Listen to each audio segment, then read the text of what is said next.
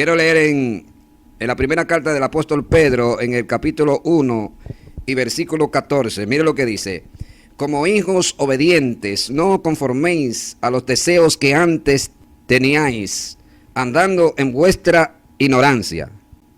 Entonces en el versículo 15 dice, sino como aquel que os llamó es santo, sed también vosotros santos en toda vuestra manera de vivir. Algo que es santo tiene que ver con apartar algo para Dios, dedicarlo a Dios. Y en vista de que nosotros, pues, Dios nos escogió, nos salvó a través de la fe, también nos hemos apartado para Dios. Y esto ha provocado que nuestras vidas se santifiquen para Dios.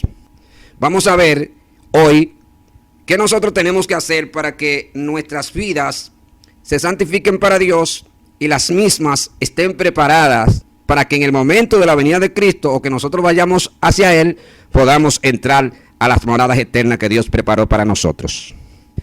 En el versículo 14, donde leímos, dice, como hijos obedientes, no conforméis a los deseos que antes tenían. Está hablando de un tiempo antiguo. Antes de José convertirse, tenía ciertos deseos, ciertas debilidades, flaquezas, que me llevaban cautivo a la muerte y al pecado. Es decir, un deseo dentro, que era producido por el pecado y que esto provocaba que yo no pudiera acercarme a Dios. Se convertía como en una separación entre Dios y yo. Es como una pared que impide de que el hombre pueda acercarse a Dios. Pero a través del sacrificio de Jesucristo, Jesucristo lo que hizo fue que derribó esa pared intermedia que hacía separación entre ustedes y Dios y ustedes. Entonces, al derribarse esa pared, ya usted se unió con Dios a través de la fe y entonces esto provoca que ya ese deseo ya no esté dentro del creyente. Entonces, partiendo desde aquí, es que puede lograr vivir en santidad. No hay forma de que una persona pueda vivir en santidad salvo que Dios esté dentro de él. Entonces, como Dios está dentro de él, ese deseo muere y entonces ya usted no vive para el pecado, sino que vive para Dios. Vamos a ver qué nos dice el versículo 15. Dice, sino como aquel que os llamó es santo, sed también vosotros santos en toda vuestra manera de vivir. Y el versículo 16, porque escrito está, sed santos porque yo soy santo. O sea, el apóstol Pedro está mencionándole lo que dice el Antiguo Testamento en Levítico, de lo que Dios le dijo al pueblo de Israel a través de Moisés. Aquí el apóstol Pedro vuelve y lo repite a la iglesia, para que así como el pueblo de Israel se santificaba a través de los mandamientos que Dios le dio a Moisés, también la iglesia practique esa santidad. Entonces en el versículo 18, ya el apóstol le dice, sabiendo que fuisteis rescatados de vuestra vana manera de vivir, escuche bien, la cual recibisteis de vuestros padres, no con cosas corruptibles como oro o plata, sino con la sangre preciosa de Jesucristo, como de un cordero sin mancha y sin contaminación. El apóstol está diciendo en el versículo 18 que la garantía para que esa santificación se lleve a cabo en el creyente es el rescate que Dios hizo a través de la muerte de Jesucristo en el Calvario y su sangre preciosa vertida en la cruz. Dice que a través de ese rescate nosotros logramos escapar de la vana manera de vivir que teníamos antes. Fuimos rescatados. Es como que esa vana manera de vivir nos tenía secuestrados, encerrados en una cárcel, sin Dios y sin esperanza. Pero vino Cristo y a través de su muerte en la cruz pagó el rescate para que nosotros fuésemos libres. Alabado sea Dios. ¿Y qué dice en el versículo 22? Habiendo purificado vuestras almas por la obediencia a la verdad mediante el Espíritu para el amor fraternal no fingido. Amaos unos a otros extrañablemente de corazón puro.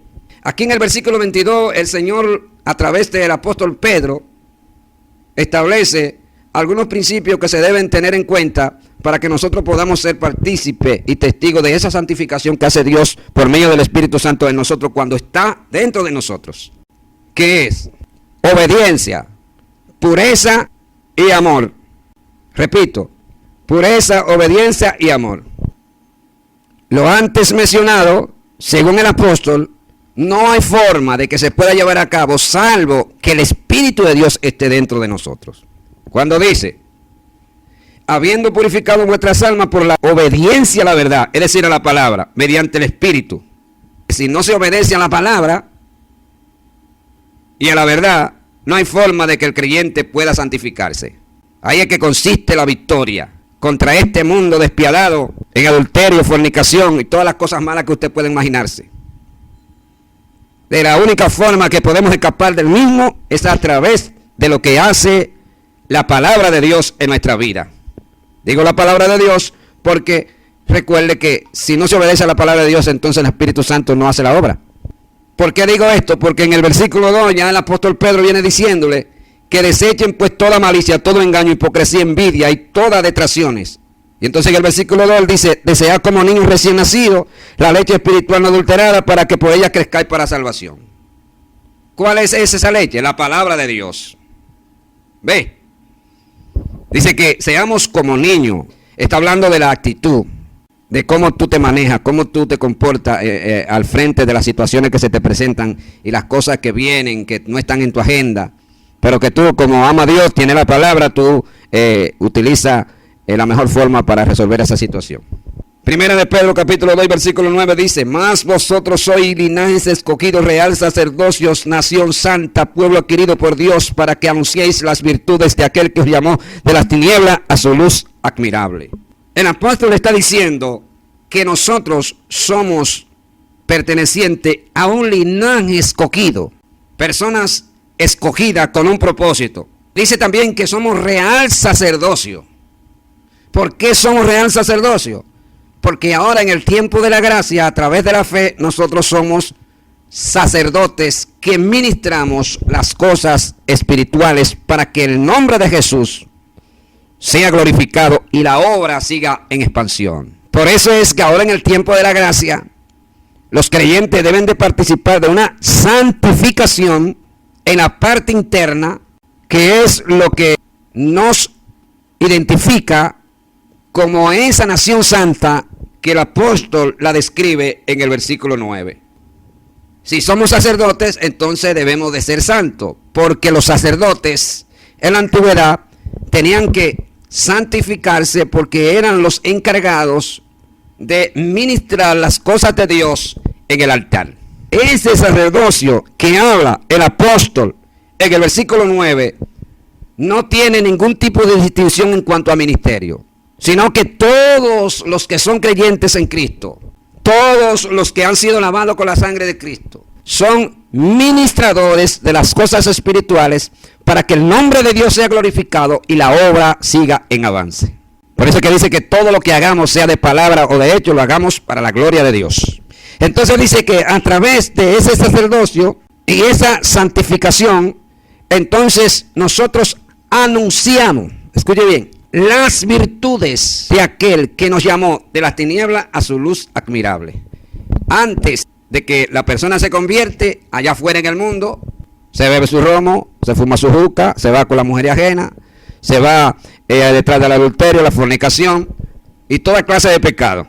Entonces Dios los coge de ahí, lo trae para acá y entonces ya ahora aquí empieza a ministrar las cosas santas de Dios.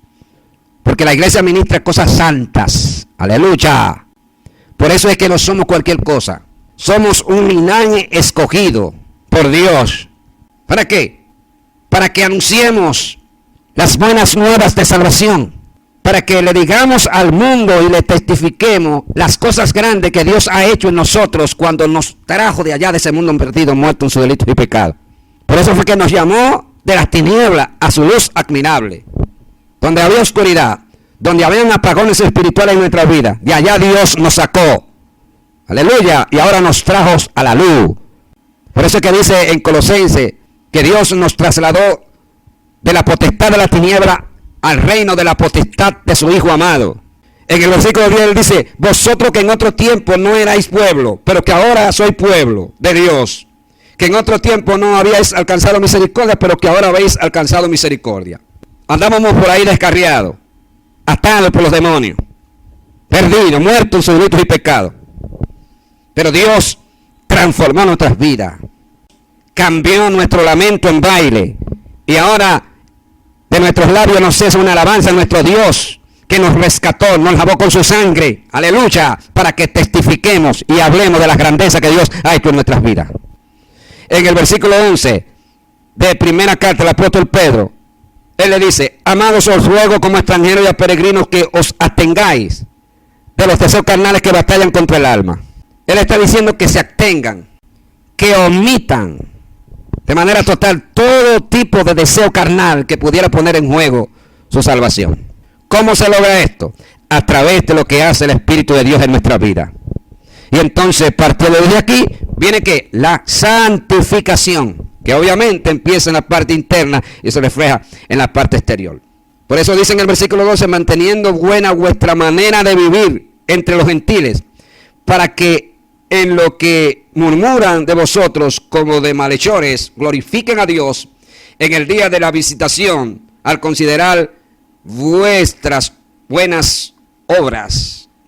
Fíjense que aquí los impíos, las personas que están allá afuera, no van a glorificar y van a considerar nuestras buenas obras a través de los milagros que el creyente haga por medio de la fe en los enfermos, ni porque predique bonito. No, es por las obras que esta persona lleva a cabo por medio de la fe a través de su vida, es decir, su comportamiento, su estilo de vida. Esto es lo que va a marcar diferencia entre una persona que agrada a Dios de todo corazón y otra que es muy simple, que se le importa una cosa como la otra. Pero tú no has visto el cambio que ha dado fulana de tal. Tú no has visto cómo esta muchacha ha sido transformada. Sencillamente porque ya Dios hizo una obra de transformación en su vida, que puso en ella un antes y un después. Señores, la santificación en el creyente es uno de los principios fundamentales, según las Escrituras, para que el creyente pueda llegar a la presencia de Dios, para que pueda vivir allá en el cielo con Dios. Si no se santifica, no hay forma de que pueda ver a Dios. Según lo que dice Hebreos capítulo 12. Seguid la paz con todos y la santidad, sin la cual nadie verá al Señor. La santificación también es pureza, también tiene que ver con obediencia. A través de la misma nosotros sujetamos nuestra vida a la obediencia a Dios por medio de la palabra. Según lo que dice Primera de Pedro en el versículo 22, dice que nosotros fuimos purificados a través de nuestras almas por la obediencia a la verdad. ¿Y qué dice la Biblia en San Juan? Jesús dijo: yo soy la verdad, el camino y la vida. También dice que la palabra es la verdad. Es decir, que cuando el creyente obedece a la palabra, está obedeciendo a la verdad. Y de manera simultánea también está obedeciendo a Cristo. Y el versículo 23 dice: siendo renacido no de simiente corruptible, sino de incorruptible, por la palabra de Dios que vive y permanece para siempre. En Primera de Juan dice que el que es nacido de Dios no practica el pecado, porque la simiente de Dios está en él, y no puede pecar porque es nacido de Dios. Pero aquí dice en el versículo 23, siendo renacido no de simiente corruptible, sino de incorruptible, por la palabra de Dios que vive y permanece para siempre. En Primera de Juan, como dije antes, dice que el que nace de Dios, pero aquí dice que el que nace de la palabra. Sencillamente, mi amado, porque no hay forma de que el creyente pueda nacer de Dios si no obedece a la palabra, porque la palabra produce un renacer en nuestra vida. Entonces, partiendo desde aquí es que viene la santificación. O sea, no viene de manera automática, ni porque el predicador lo dijo en un mensaje, ni porque yo lo vi en YouTube, o en Facebook, o en Instagram, ni porque yo lea la Biblia de vez en cuando. No. Por eso usted ve que hay iglesias, hermano, que la gente parece que no se ha convertido. Que la gente está ahí, pero no parece evangélica. Aleluya. Y cuando escuchan un mensaje de santificación, le da taquicardia, hermano. Se ponen furiosos. No le pueden hablar en contra de las cosas que a ellos les gustan. De eso está lleno las iglesias. O sea, hay algunas personas que dicen, bueno, yo soy creyente, amo a Dios, amo la palabra, pero es que lo que dice de labio, entonces tus actuaciones, tu forma de vivir dice que es otra cosa. Está bien, él predica muy bonito, un mensaje excelente, una bendición, Dios se mueve. Pero varón, es que lo que tú predicas no es lo que tú vives. Aleluya. Por eso es que dice que el evangelio se predica por testimonio. Y será predicado este evangelio del reino para testimonio a todas las naciones. Entonces vendrá el fin. Alabado sea Dios. En el libro de Génesis aparece un hombre que anduvo con Dios, caminó con Dios. Pero dice el libro de los Hebreos que Enoc desapareció porque se lo llevó Dios. Y antes que Dios se lo llevara, dio testimonio de haber agradado a Dios. Siento presencia. Por eso es que dice en Romanos que el mismo Espíritu da testimonio a nuestro espíritu de que somos hijos de Dios. O sea, no es el pastor, no es el evangelista, no es el líder, no es el hermano de la iglesia que va a dar testimonio de que tú eres buen creyente, sino que es el Espíritu de Dios que le va a dar testimonio a mi espíritu de que soy hijo de Dios. Y como consecuencia también los demás van a ver esta acción, van a ver este testimonio, van a ver este cambio. Y van a testificar que realmente ese hombre de Dios o esa mujer. Siento presencia. Mi alma te alaba, Jesús. O sea, la santificación no viene en una caja que usted la agarra y la pone en una mesa para exhibirla. No. Es algo que está dentro del creyente, que obviamente es protagonizada y es producida a través de lo que hace el Espíritu Santo en nuestra vida cuando lo tenemos dentro. En el capítulo 1 de Primera de Pedro dice que nosotros fuimos elegidos, según el versículo 2, según la presencia de Dios Padre en santificación del Espíritu, para obedecer, escuche bien, a ser rociados por la sangre de Jesucristo, gracia y paz os sean multiplicadas, le dice el apóstol. Entonces dice que esa elección fue basada en la santificación del Espíritu. Alabado sea Dios. Mi alma te alaba, Santo. Por eso es, mi amado, que nosotros vivimos muerto al pecado.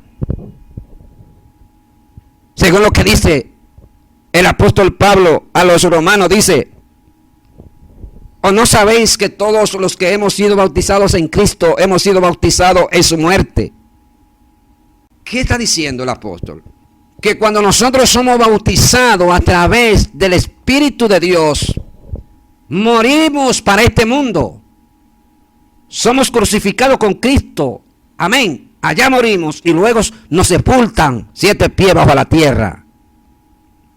Entonces de ahí hemos resucitado a través de la fe. Por eso es que andamos en vida nueva.